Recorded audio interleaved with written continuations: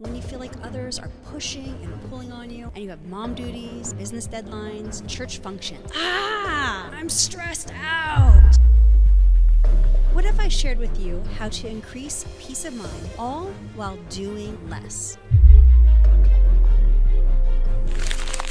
In our fast-paced world of go, go, go, how do you get into a peaceful state of mind? And once you're there, how do you stay there when you feel like others are pushing and pulling on you, and you have mom duties and business deadlines and church functions? Right? What if I shared with you how to increase peace of mind, all while doing less? I'm going to make a few suggestions that you can incorporate into your busy day in order to decrease your stress. Stress is the silent threat to your peace of mind. And I wonder, do you often say, I'm stressed out? Well, right now, I'm going to tell you to stop it. Stop saying that. You can't afford to say, I'm stressed out. Now, before I explain why, I want to share with you how I figured out these 3 secrets and how you can decrease your stress and increase your peace of mind. I noticed something interesting every time I came into a group setting. If one person entered the room and they were ramped up and they were feeling really anxious, that it affected the others to kind of agitate everyone else in the room. But if someone came in and they were calm and they were peaceful, that it brought this calming sense to the entire room, and everyone seemed to respond that way. Well, one of the things I do as a coach is I help my coaching clients go from being anxious Annies to cool as a cucumber. And that means that I've had to learn how to stay in a very calm frame of mind in order to help them to calm down. Like if I'm calm, it helps them to actually diffuse their anxiety and for them to calm down so we can work together towards creating unshakable peace. So I've learned how to implement a certain amount of tools to be able to stay in a very peaceful state of mind. And I also teach these tools to my coaching clients so they can eliminate their anxiety. Unshakable peace. This is one goal that we establish for our coaching clients. And so just like I share with them tools for how to eliminate anxiety and to reduce their stress and increase their peace of mind, I'm going to share these same 3 secrets with you now. Now, earlier I said, stop saying, I'm stressed out. The reason why you can't afford to say this is because your body responds to whatever you speak. So when you say, I'm stressed out, your body reacts. It actually produces the chemicals that has the anxiety increase. It creates a higher level of that stressed out feeling. Like you're telling yourself, I'm stressed out, and your body responds with a stress response, and it actually perpetuates the cycle. It makes the cycle worse. So you might be asking, what should I say instead? Well, I'm so glad that you asked. A better thing to say to yourself is, I need to take a minute and calm down. One thing that I find is interesting about declarations or things we say to ourselves is sometimes we say things that aren't true. And so I've intentionally chosen a statement that is true. I need to take a minute, right? This is true. I need to take a minute and calm down. And then the next thing you want to do is take a breath. A breath basically acts as a pattern interrupt, and so it gets your attention. And so with that breath, you take a nice calming breath in, and you also can add a calming statement. Again, you want to choose something that resonates with you, that you feel is truthful. Maybe it's something as simple as, I've got this. I know how to do this. Or something even more powerful, like, I know how to walk in love. Your body will respond positively. It'll immediately change what's happening in your brain and in your body so that you begin to feel more peaceful and less stressed out. This is a very simple hack that most people are not aware of. And unfortunately, in our culture, we teach each other to say a lot of horrible things that are horrible for both our mind, our body, and our relationship with God. Now, let me share with you 3 simple secrets so that you can reduce your stress levels and increase your peace of mind. Secret number 1, develop an attitude of gratitude. It is very difficult to be worried or even sad when you're actively engaging and practicing gratitude. I covered this topic more in depth in my book. It is very important. There's a few critical and strategic things that you can do to actually develop an attitude of gratitude. So right here in my book, on page 160, I talk about attitude of gratitude. And the thing is that you can choose to be upset about life and what is happening, or we could choose to be thankful. Like every day we have these decisions to make, and we always have something to be thankful for. And when you're thankful, when you have that attitude of gratitude, you feel lighter, you feel less stressed, you feel more capable of handling your day. The amazing thing about gratitude is that the more you focus on your blessings, the more blessings you will attract into your life. And so you're going to pause and you're going to ask yourself a very intentional and powerful question. What can I be thankful for right now? And just allow yourself to come up with 3 to 5 things that you can be thankful for right now.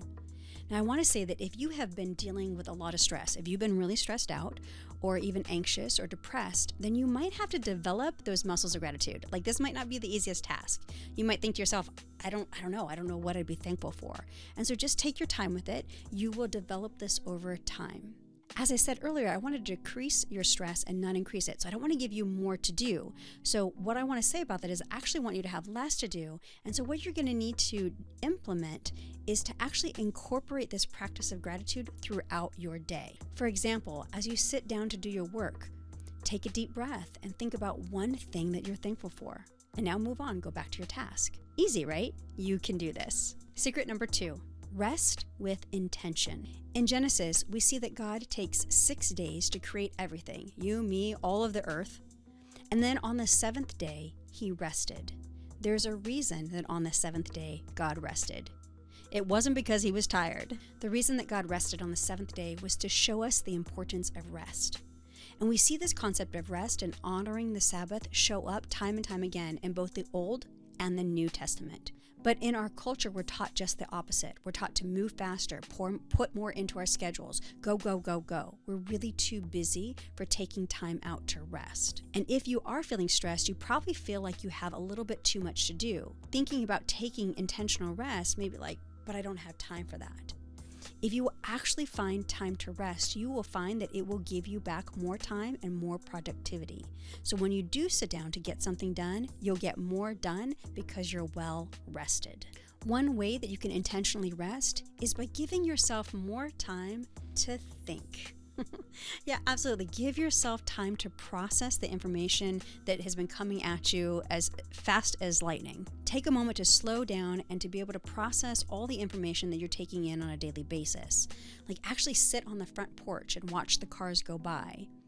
Or allow yourself to just sit and rest while you're in line waiting for something rather than checking emails or checking something on your phone. In fact, the next part of being intentional about rest is taking in less input. I'm a big fan of audiobooks and learning. And in fact, I'm kind of in a phase right now where I'm binge learning. But I've learned that if I am plugged in all the time, if I'm continually learning all the time, and I'm cramming stuff into every crevice, like whenever there's just a moment here, a moment there, and I'm cramming information in, that it increases my stress and it decreases my peace of mind. And so I can't do that. I have to give space for me to be able to think, space for me to be able to reflect, time for just my brain to do what my brain does. Our brain needs space. We're not designed to be going at this fast pace all of the time. And so you have to be intentional about this. Like, no one's going to come alongside of you and say, hey, sit down, calm down, give yourself a moment to think. Like, we just don't do that for one another. And so I'm doing that for you now, is be intentional about rest. This will reduce your stress and, again, increase your peace of mind. So I want to circle back to what I said earlier, which is I don't want to try to give you more things to do. I want you actually to be able to do less, and this will reduce your stress. Okay? So again, there's a place for learning, there's a place for doing, but you've got to be intentional about rest. You've got to give yourself some downtime. Secret number 3, have fun. I know this one is so interesting because immediately, like, if you're dealing with really feeling stressed out right now, and you're like, I don't have time for fun. You're going to have to find time in your day to have a little bit of fun. And this actually isn't as hard as you think it is. So one of the things that can be really helpful for having fun is simply incorporate your family. We're designed for connection. We're designed for community. That's how God made us. And so if you can, have time just with somebody that you love, whether that's a family member or a close friend, but make time to make a deep and important connection with someone that you know and love. And that will benefit your heart. That will allow you to, again, have some fun. Also, the other thing you could do is give yourself permission to be a kid. And maybe even do something like I do. Play with Lego. Hey, if that's your thing, then full permission to do, again, something fun, like whatever that is for you. Maybe it's not Lego, maybe it's something else. I want to encourage you to take time to have some fun. It is so important for your mental health. Now, if you really feel super busy and you're like, I can't work in a day away, or I can't work in an hour to play with Lego, okay, that's okay. One of the things that you can do is choose to have fun while you're doing the thing you're already doing. Like, what? Enjoy doing laundry? Yeah, enjoy doing laundry. Enjoy doing your chores. Enjoy working on whatever it is you're working on for the business. If you're a high achiever and you're doing things for a particular project, a particular goal in mind, have fun doing that thing. You get to do that thing. You don't have to do that thing. So enjoy it. Learn how to gamify what you're actually doing. Like, bring the element of fun into what you're already doing. This too will decrease your stress and increase your peace of mind. Another way to intentionally have fun is to understand that maybe instead of mindlessly scrolling through the book of faces or the instantaneous grams, you actually set aside some time to do something for yourself and have some intentional fun. In fact, when we find that we're scrolling, it's usually our mind, our heart saying, hey, we need to rest. We need to have some fun. But instead of going out and having that fun or doing that rest or combining those things together, instead what we do is just mindlessly scrolling. And that is actually increasing our stress, not decreasing it. I know that if you implement these 3 steps, that they will work for you. And I don't want you just to think, oh, gee, that was nice, and go on with your day. You must implement the information if you wish to experience something different in your life. If you're going to be bold and take action on what we just spoke about, then drop me a comment that says, I'm feeling calmer already. All right, y'all, have a blessed day. I'll see you soon.